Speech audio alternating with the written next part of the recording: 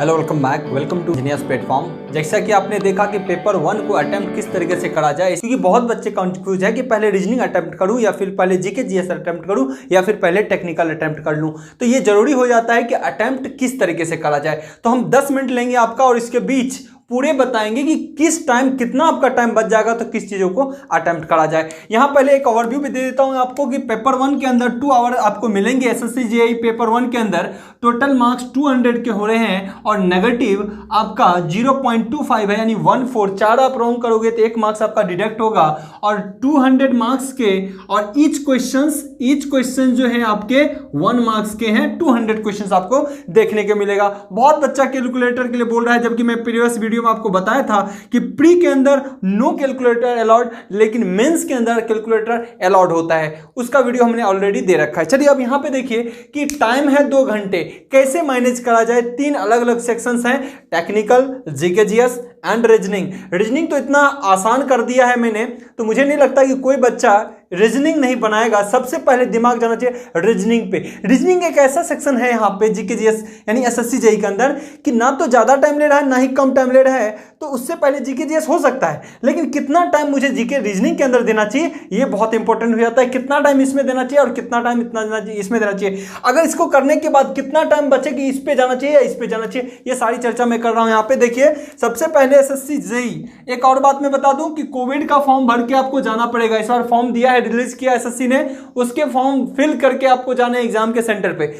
Technical की तो technical 100 marks ये है। अब ये सबसे पहले अगर अटेम्प्ट करना है तो फर्स्ट अटेम्प्ट जो आपको रीजनिंग के ऊपर करना है, फर्स्ट अटेम्प्ट आपको रीजनिंग के ऊपर करना है, क्योंकि रीजनिंग एक पॉजिटिविटी देगा। क्वेश्चंस आसान होते हैं, आसानी से बनते जाएंगे, पॉजिटिविटी वहीं से क्रिएट होने लगेगा। अब रही बात कि रीजनिंग में टाइम कितना स्पेंड किया जाए। देखिए रीजनिंग के अंदर अगर बात किया जाए टाइम की, तो रीजनिंग में एक जो बहुत अच्छा प्रैक्टिस कर लेता है ना, तो वो 30 मिनट भी, इसको 30 मिनट के अंदर भी 50 क्वेश्चन निकाल दे जाता है। 30 मिनट के अंदर 50 क्वेश्चन निकाल जाता है, जिसके अंदर स्पीड बहुत ज्यादा है, क्योंकि इसमें सीजीएल के बच्चे भी बैठ जाते हैं तो उसके रीजनिंग बहुत अच्छे होते हैं, है ना।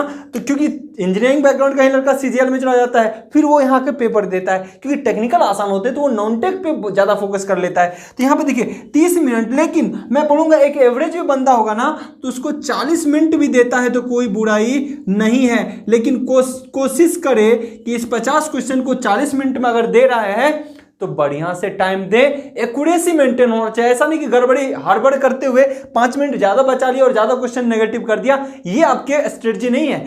2 सेकंड 5 मिनट आप ज्यादा दे दो, लेकिन एक्यूरेसी बहुत अच्छा होना चाहिए, क्योंकि यहां से एकदम पॉजिटिव मार्क्स आपको देखने को मिलेगा हमेशा। ठीक है, तो मिनट कितना आपको स्पेंड करना है एक एवरेज बच्चे के लिए मैं बोल रहा हूं। यहां पे अगर वो मैक्सिमम अगर कर रहा है 40 मिनट से ज्यादा आपको वहां पे टाइम स्पेंड नहीं करना है। रही बात कि 40 मिनट बचने की जाने के बाद आपके पास बच जाएगा टाइम 1 घंटा 20 मिनट बच जाएगा।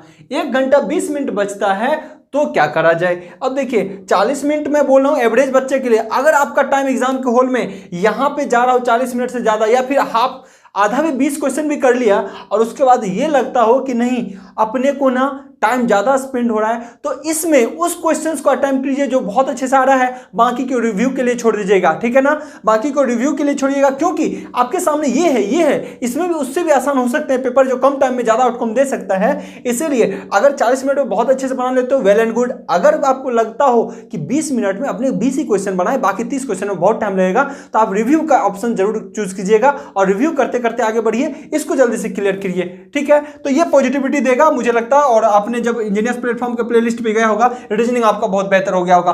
पहला अटेम्प्ट ये दिया। दूसरा अटेम्प्ट अब किस पे दिया जाए, जीके जीएस या टेक्निकल, ये बड़ा अपॉर्चुनिटी है। ध्यान रखिए अगर आपने 40 मिनट के अंदर कर लिया, ये दिमाग में होना चाहिए एनी हो, तो जीके जीएस फटाक से करिए। इसमें आपका 10 मिनट मैक्सिमम 10 मिनट अटेम्प्ट देना है। यहाँ पे 10 मिनट से ज्यादा नहीं देना है फॉर 50 क्वेश्चंस। इसमें 10 मिनट 12 मिनट लग रहा है तो समझो 2 मिनट आप ज्यादा दे रहे हो। ये सब कहां से आएगा, टेस्ट सीरीज देने से। लास्ट टेस्ट सीरीज का स्ट्रेटजी हमने बताया था, ठीक है ना। टेस्ट सीरीज आपको देना है और 10 मिनट में 50 क्वेश्चन तो देखने हैं ना। ऐसा तो नहीं है बनाना है। अरे कोई कहाँ का है ही तो यस, नो तो नो। बंगाल की खाड़ी में कौन सी नदी का पानी गिर रहा है, डेल्टा कहाँ बनता है, यस तो हमको पता है तो अपने को पता है, नहीं पता तो नहीं पता। इसीलिए 10 मिनट सफिशिएंट होते हैं, स्पीड आपको लाना पड़ेगा और 10 मिनट के अंदर 50 क्वेश्चन अटेम्प्ट करने होंगे। अगर आपने 10 मिनट यहां भी दे दिया तो आपके टाइम घट के अब 1 घंटा 10 मिनट बच गया। अब टाइम घट के 1 घंटा 10 मिनट बच गए। अब 1 घंटा जो 10 मिनट बच गए ना, इसको क्या करना है, टेक्निकल कहीं कहीं फंसा सकता है। पहली रफ्तार में फर्स्ट इसको देना है 1 घंटा 10 मिनट, 1 घंटा 10 मिनट। ध्यान रखें, अगर ये पहले थोड़ा स्पीड में जाना है, लेंदी क्वेश्चन को रिव्यू के लिए यहां भी छोड़ना है। 1 घंटा पूरा देना है, 1 आवर पूरा देना है पहले टेक्निकल में, 1 आवर पूरा देना है टेक्निकल में। जो 10 मिनट बच जाएगा, जो 10 मिनट आपके बच जाएंगे ना, उस 10 मिनट का यूज टेक्निकल के रिव्यू क्वेश्चंस में कीजिए। जीके जीएस में तो रिव्यू करने के कुछ है ही नहीं, यस तो क्योंकि अब रिव्यू करे जाएंगे ना तो कौन क्वेश्चन रिव्यू के लिए है उसी में टाइम आपका खराब हो जाएगा। यहां तो एक ही बार सोच के आपको निकाल देना है इसको। यहां पे जो आपने रिव्यू के लिए डाला होगा ना, उसमें लगाइए 5-7 मिनट और 5 मिनट इधर लगा दीजिए टेक्निकल में। टेक्निकल में कोशिश कीजिएगा कि अगर कोई 30 मिनट भी यहां लगा रहा है ना, तो आपके पास 1 घंटा 20 मिनट बच जाएगा इसको करने के लिए, और रिव्यू कर करके देख के उसको जल्दी से निकाल दीजिए और टेक्निकल इस तरीके से स्ट्रेटजी आपका कंप्लीट होगा। यानी आप एग्जाम, नहीं तो बच्चे क्या करते हैं सोचिएगा, बच्चे क्या करते हैं, यहां बहुत टाइम लगाते हैं, यहां भी बेवजह का टाइम लगाते हैं, जबकि उसको पता है आता है तो यस, नहीं आता है तो नो होना है। उसके बावजूद बच्चे यहां पे टाइम बहुत खराब कर देते हैं। उसके पास बचता है 1 घंटा, 1 घंटा नहीं तो 50 मिनट बच जाते हैं। अब यहां पे उस 50 मिनट होता नहीं, और लास्ट में जब आप बनाते बनाते चले जाते हो, आपका पेपर लैप्स हो जाता है, टाइम लैप्स हो जाता है। आपको लगता है कि अरे 10 क्वेश्चन और छूट गया, और वो 10 क्वेश्चन कई बार इतने इंपॉर्टेंट हो जाते हैं, इतने आपके लिए निर्णायक यानी रिजल्टेंट आपके लिए मैटर करता है एग्जाम के लिए, कि 10 क्वेश्चंस में से अगर 4 क्वेश्चन बनाए जाते तो आप सेलेक्ट होते, नहीं तो नहीं। तो टाइम मैनेजमेंट बहुत इंपॉर्टेंट है। जैसे कि मैंने पूरे कंप्लीट स्ट्रेटजी के अंदर शुरू से बता रहा हूं कि टाइम मैनेजमेंट एसएससी के अंदर बहुत जरूरी है। एसएससी का पेपर इतना लेंथी भी नहीं होता, एसएससी का पेपर इतना टफ नहीं होता। यहां पे आपको स्पीड की जरूरत है, वो क्वेश्चंस बहुत ईजी होते हैं, आप बहुत आसानी से कर सकते हो, बस आपको टाइम का मैनेजमेंट करना है। तो यानी 1 घंटा 10 मिनट तो कम से कम आपको टेक्निकल में स्पेंड करना ही करना है, चाहे कोई भी ब्रांच हो, इलेक्ट्रिकल, मैकेनिकल, सिविल।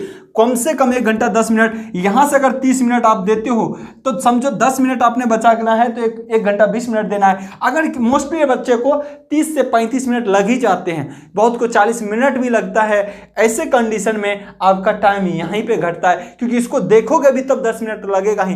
तो यहां का टाइम बचा हुआ या तो इसी पे लगता है, और यहां का लगा हुआ टाइम या तो इसी पे खाता है, ठीक है ना। तो ये चीज आपको हमेशा दिमाग में रहे, और इस तरीके से आपको पेपर अटेम्प्ट करने हैं। ध्यान रहे, कोविड का फॉर्म इस बार फिल करके आपको साथ ले जाना है। ये आपका स्ट्रिक्टली इंस्ट्रक्शन दे रखा है एसएससी ने, ठीक है। और इसके रिगार्डिंग कुछ और भी अपडेट्स होंगे, वो आपको देता रहूंगा। 2020 के रिगार्डिंग भी कुछ बेहतरीन अपडेट्स आपको पहुंचाऊंगा। Okay, good luck, have a nice day.